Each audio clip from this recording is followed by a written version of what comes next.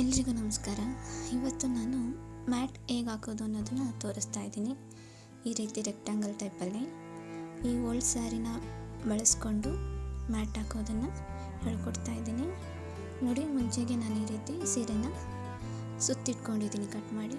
ಅದಕ್ಕೊಂದು ಕಟ್ಟರ್ ಬೇಕಾಗುತ್ತೆ, ಹಾಗೆ ಕ್ರೋಶಾ ನೀಡಲ್ ಇಷ್ಟೇ ಬೇಕಾಗೋದು, ಜಾಸ್ತಿ ಏನು ಬೇಡ. ಮೊದಲಿಗೆ ಸೀರೆನ ಈ ರೀತಿ ಕಟ್ ಮಾಡಿ ಇಟ್ಕೊಂಡಿರ್ತೀವಲ್ವ, ಈ ರೀತಿ ಗಂಟು ಹಾಕ್ಕೊಬೇಕಾಗುತ್ತೆ. ನೋಡಿ, ವಿಡಿಯೋನ ನೀಟಾಗಿ ಅಬ್ಸರ್ವ್ ಮಾಡಿ. ಈ ರೀತಿ ಗಂಟು ಹಾಕ್ಕೊಬೇಕು.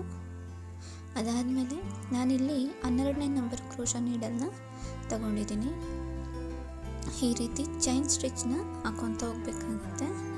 ನೋಡಿ, ವಿಡಿಯೋದಲ್ಲಿ ನಾನು ಹೇಗೆ ತೋರಿಸಿದ್ದೀನಲ್ವ, ಆ ರೀತಿ ಚೈನ್ ಸ್ಟಿಚ್ನ ಹಾಕ್ಕೊತ ಹೋಗಬೇಕು. ಟೋಟಲಾಗಿ ನಾನಿಲ್ಲಿ 40 ಚೈನ್ ಸ್ಟಿಚ್ನ ತಗೊಂಡಿದ್ದೀನಿ. ಈ ರೀತಿ ತುಂಬ ಸಿಂಪಲಾಗಿ ಹಾಕ್ಕೊಬೋದು ಮನೆಯಲ್ಲೇ. ಈ ಹಳೆ ಸೀರೆಗಳೆಲ್ಲ ಇರುತ್ತಲ್ವ, ಅದನ್ನು ಯೂಸ್ ಮಾಡ್ಕೊತ ನಾವು ಮ್ಯಾಟ್ ಮಾಡ್ಕೊಬೋದು. ನೋಡಿ, ಈ ರೀತಿ ಒಂದು 40 ಚೈನ್ನ ನಾನಿಲ್ಲಿ ಹಾಕ್ಕೊಂಡಿದ್ದೀನಿ. ಈ ರೀತಿ 40 ಚೈನ್ ಸ್ಟಿಚ್ನ ಹಾಕ್ಕೊಂಡಿದ್ದಾದಮೇಲೆ ನಾವು ತ್ರಿಬಲ್ ಕ್ರೋಶೆಟ್ನಿಂದ ಮ್ಯಾಟ್ನ ಹಾಕ್ಕೊತ ಹೋಗಬೇಕಾಗುತ್ತೆ. ನೋಡಿ, ಈ ರೀತಿ ಹಾಕ್ಕೊಂಡಿದ್ದಾದಮೇಲೆ ಈ ರೀತಿ ಕೊನೆಯಿಂದ ನಾವು ತ್ರಿಬಲ್ ಕ್ರೋಶೆಟ್ ಮಾಡ್ಕೊತ ಮ್ಯಾಟ್ ಹಾಕ್ಕೊತ ಹೋಗಬೇಕು. ನೋಡಿ, ಒಂದು ಸತಿ ಕ್ರೋಶಾ ನೀಡಲ್ ಮೇಲೆ ದಾರ ಸುತ್ತಕೊಂಡು ಮೊದಲನೇ ಚೈನ್ ಒಳಗಡೆಯಿಂದ ಹೋಗಿ ದಾರನ ಹೊರಗೆ ತರಬೇಕು. ಆಗ ನಮಗೆ ಕ್ರೋಶಾ ನೀಡಲ್ ಮೇಲೆ 3 ದಾರ ಇರುತ್ತೆ. ಅದಾದಮೇಲೆ ಎರಡರಲ್ಲೊಂದು ಮಾಡ್ಕೊಬೇಕಾಗುತ್ತೆ. ಇದನ್ನೇ ತ್ರಿಬಲ್ ಕ್ರೋಶೆಟ್ ಅಂತ ಅಂತಾರೆ. ಇದೇ ರೀತಿ ಈ ಫುಲ್ ಮ್ಯಾಟ್ನ ಹಾಕ್ಕೊತ ಹೋಗೋದು ತುಂಬ ಈಸಿ ಇರುತ್ತೆ, ತಲೆ ಕೆಡಿಸ್ಕೊಳ್ಳೋಂಥ ಅವಶ್ಯಕತೆ ಇಲ್ಲ. ನೀಟಾಗಿ ಕ್ರೋಶಾ ನೀಡಲ್ ಮೇಲೆ ಒಂದು ಸತಿ ದಾರ ಸುತ್ಕೊಬೇಕು, ಪಕ್ಕದ ಚೈನಿಗೆ ಹೋಗಬೇಕು, ದಾರ ತರಬೇಕು. ಆಗ ಕ್ರೋಶಾ ನೀಡಲ್ ಮೇಲೆ 3 ದಾರ ಇರುತ್ತೆ. ಎರಡರಲ್ಲೊಂದು ಮಾಡಿದ್ರೆ ನಮಗೆ ತ್ರಿಬಲ್ ಕ್ರೋಶೆಟ್ ಆಗುತ್ತೆ.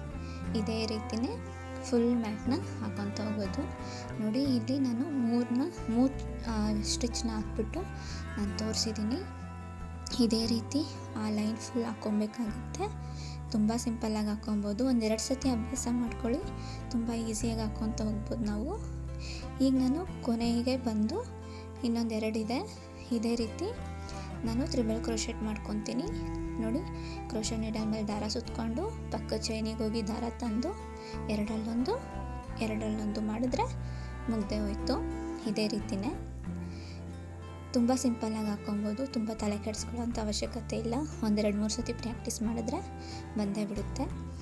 ಈ ರೀತಿ 40 ಚೈನ್ ಸ್ಟಿಚ್ನೆಲ್ಲ ಮಾಡ್ಕೊಂಡಿದ್ದಾದಮೇಲೆ ನಾವು ಈ ರೀತಿ ಚೈನ್ ಸ್ಟಿಚ್ನ ಹಾಕ್ಕೊಳ್ಬೇಕು. ನೋಡಿ, ಇದೇ ರೀತಿ ಇದು ಕೊನೆಯದು. ಈ ರೀತಿ ಹಾಕ್ಕೊಂಡಿದ್ದಾದಮೇಲೆ ನಾವೇನು ಹಾಕ್ಕೊತ ಬಂದಿದ್ವಲ್ಲ, ನಮ್ಮ ಸ್ಟ್ರೈಟಿಂಗ್ ಏನಿತ್ತಲ್ವ ಅದನ್ನು ನೀಟಾಗಿ ಉಲ್ಟಾ ಮಾಡ್ಕೊಬೇಕಾಗುತ್ತೆ. ನೋಡಿ, ಈ ರೀತಿ ಜಸ್ಟ್ ಹೀಗೆ ಹಿಂದೆ ತಿರುಗಿಸ್ಕೊಂಡ್ರೆ ಮುಗೀತು. ಈಗ ಮತ್ತೆ ರಿಪೀಟು. ಮತ್ತು ಮೊದಲನೇ ನಾವೇನು ಇದು ತ್ರಿಬಲ್ ಕ್ರೋಶೆಟ್ ಹಾಕಿದ್ವಲ್ಲ, ಮೇಲ್ಗಡೆ ನಮಗೆ ಚೈನ್ ರೀತಿ ಮತ್ತೆ ಕಾಣಿಸ್ತಾ ಇರುತ್ತೆ. ಅದರ ಒಂದು ಎಳೆ ಮೇಲೆ ನಾವು ಮತ್ತೆ ತ್ರಿಬಲ್ ಕ್ರೋಶೆಟ್ನ ಹಾಕ್ಕೊತ ಹೋಗೋದು. ತುಂಬ ಈಸಿಯಾಗಿ ಹಾಕ್ಕೊಬೋದು, ಏನಿಲ್ಲ. ಮೊದಲನೇ ಲೈನ್ನ ನಾವು ಹಾಕ್ಕೊತ ಬಂದ್ವಿ, ಜಸ್ಟ್ ಹೀಗೆ ಹಿಂದೆ ತಿರುಗಿಸ್ಕೊಂಡಿದ್ದು ಅಷ್ಟೇ. ಹಿಂದೆ ತಿರುಗಿಸ್ಕೊಂಡು ಮತ್ತೆ ಅದೇ ಮೊದಲನೇ ಚೈನಿಂದನೇ ಸ್ಟಾರ್ಟ್ ಮಾಡಬೇಕಾಗುತ್ತೆ.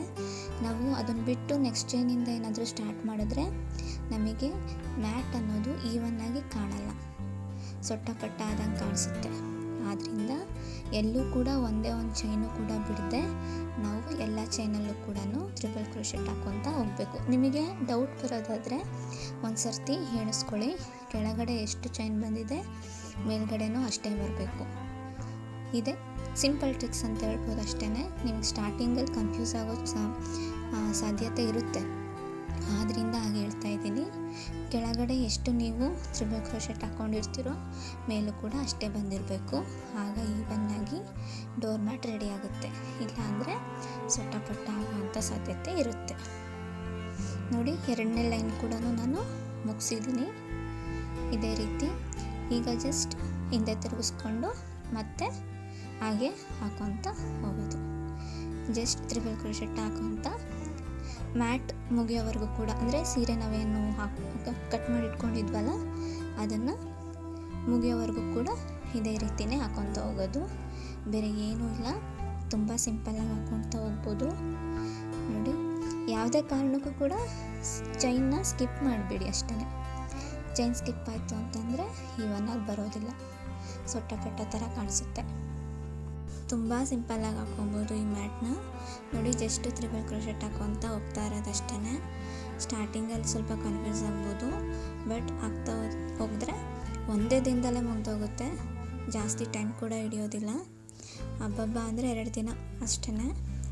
ಕೆಲಸ ಮಾಡ್ಕೊತಾನೆ ಮನೆಯಲ್ಲಿ ಈ ಡೋರ್ ಮ್ಯಾಟ್ನ ಮುಗಿಸ್ಕೊಂಬಿಡ್ಬೋದು. ನೋಡಿ, ಇಷ್ಟೇ. ಇದೇ ರೀತಿ ಫುಲ್ ನಾನು ಮ್ಯಾಟ್ ಕೂಡ ಇದೇ ರೀತಿಯೇ ಹಾಕಿರೋದು. ಬೇರೆ ಯಾವುದೇ ರೀತಿ ಸ್ಟಿಚಸ್ ಕೂಡ ನಾನು ಎಕ್ಸ್ಟ್ರಾ ಹಾಕಿಲ್ಲ. ಇದೇ ರೀತಿ ಸೀರೆ ಮುಗಿಯೋವರೆಗೂ ಕೂಡ, ಮ್ಯಾಟ್ ಮುಗಿಯೋವರೆಗೂ ಕೂಡ ಇದೊಂದೇ ಸ್ಟಿಚ್ಚಲ್ಲೇ ನಾನು ಮುಗಿಸಿರೋದು. ತುಂಬ ಸಿಂಪಲ್ಲಾಗಿ ಹಾಕ್ಕೊಬೋದು. ಈ ಹಳೆ ಸೀರೆಗಳನ್ನೆಲ್ಲ ವೇಸ್ಟ್ ಮಾಡಿ ಬಿಸಾಕೋದ್ರ ಬದಲಾಗಿ ಈ ರೀತಿ ಮ್ಯಾಟ್ ಮಾಡ್ಕೊಂಡು ಹಾಕ್ಕೊಂಡ್ರೆ ತುಂಬ ಚೆನ್ನಾಗಿ ಅನಿಸುತ್ತೆ. ನೆಕ್ಸ್ಟ್ ವಿಡಿಯೋದಲ್ಲಿ ಸಾಧ್ಯವಾದರೆ ಸೀರೆನ ಹೇಗೆ ಕಟ್ ಮಾಡ್ಕೊಳ್ಳೋದು ಅನ್ನೋದನ್ನು ಕೂಡ ನಾನು ತೋರಿಸ್ಲಿಕ್ಕೆ ಪ್ರಯತ್ನ ಪಡ್ತೀನಿ. ಈ ವಿಡಿಯೋದಲ್ಲಿ ನಾನು ಮರ್ತೋಗ್ಬಿಟ್ಟೆ. ಸೊ ನೆಕ್ಸ್ಟ್ ವಿಡಿಯೋದಲ್ಲಿ ಡೋರ್ ಮ್ಯಾಟಿಂದ ಇನ್ನೊಂದು ವಿಡಿಯೋ ಹಾಕೋದ್ರೊಳಗೆ ಸೀರೆನ ಹೇಗೆ ಕಟ್ ಮಾಡ್ಕೊಳ್ಳೋದು, ಹೇಗೆ ಸುತ್ತೋದು ಅದನ್ನೆಲ್ಲನೂ ಕೂಡ ನಾನು ತೋರಿಸ್ತೀನಿ. ತುಂಬ ಸಿಂಪಲ್ಲಾಗಿ ಮಾಡ್ಕೊಬೋದು. ಅದು ಕೂಡ ಏನು ದೊಡ್ಡ ತಲೆನೋವಲ್ಲ. ಜಸ್ಟ್ 1-1.5 ಇಂಚಷ್ಟು ಅಗಲದಲ್ಲಿ ಸೀರೆನ ಉದ್ದ ಇಟ್ಕೊಬೇಕು ಅಷ್ಟೇ. ಅಡ್ಡಡ್ಡ ಕಟ್ ಮಾಡೋದ್ರ ಬದಲಾಗಿ ಉದ್ದುದ್ದ ಕಟ್ ಮಾಡಿದ್ರೆ ಎಲ್ಲೂ ಕೂಡ ನಮಗೆ ಅಷ್ಟೊಂದು ಗಂಟು ಬರಲ್ಲ. ತುಂಬ ಈಸಿಯಾಗೆ ಕಟ್ ಮಾಡ್ಕೊಬೋದು. ತೋರಿಸ್ತೀನಿ ನಾನು ನೆಕ್ಸ್ಟ್ ವಿಡಿಯೋದಲ್ಲಿ ಸೀರೆನ ಹೇಗೆ ಕಟ್ ಮಾಡ್ಕೊಳ್ಳೋದು ಅನ್ನೋದನ್ನು ಕೂಡ. ನೋಡಿ, ಇದೇ ರೀತಿ ತುಂಬ ಸಿಂಪಲ್ಲಾಗೇ ಡೋರ್ ಮ್ಯಾಟ್ ರೆಡಿ ಆಗುತ್ತೆ. ನೋಡಿ, ಇಲ್ಲಿ ನಾನು ಆಲ್ರೆಡಿ ಒಂದು 6 ಲೈನಷ್ಟು ಮುಗಿಸಿದ್ದೀನಿ. ಇಷ್ಟೇ. ಈ ವಿಡಿಯೋದಲ್ಲಿ ನಾನು ರೆಕ್ಟ್ಯಾಂಗಲ್ ಟೈಪಲ್ಲಿ ಹೇಗೆ ಮ್ಯಾಟ್ ಹಾಕೋದು ಅನ್ನೋದನ್ನು ತೋರಿಸಿದ್ದೀನಿ. ಇನ್ನು ಬರೋ ವಿಡಿಯೋದಲ್ಲಿ ಇನ್ನೂ ಬೇರೆ ಬೇರೆ ರೀತಿಯಲ್ಲೆಲ್ಲ ಹಾಕೋದನ್ನು ತೋರಿಸ್ತೀನಿ. ನಿಮಗೆ ಈ ವಿಡಿಯೋ ಇಷ್ಟ ಆಗಿದ್ದರೆ ಲೈಕ್ ಮಾಡಿ, ಶೇರ್ ಮಾಡಿ ನಿಮ್ಮ ಫ್ರೆಂಡ್ಸ್ ಮತ್ತು ಫ್ಯಾಮಿಲಿ ಜೊತೆಗೆ. ನಿಮ್ಮದೇನೇ ಸಜೆಷನ್ ಇದ್ದರೂ ಕೂಡ ಕಾಮೆಂಟ್ ಬಾಕ್ಸಲ್ಲಿ ತಿಳಿಸಿ. ಹಾಗೆ ಸಬ್ಸ್ಕ್ರೈಬ್ ಮಾಡ್ಕೊಳ್ಳೋದನ್ನು ಮಾತ್ರ ಮರಿಬೇಡಿ.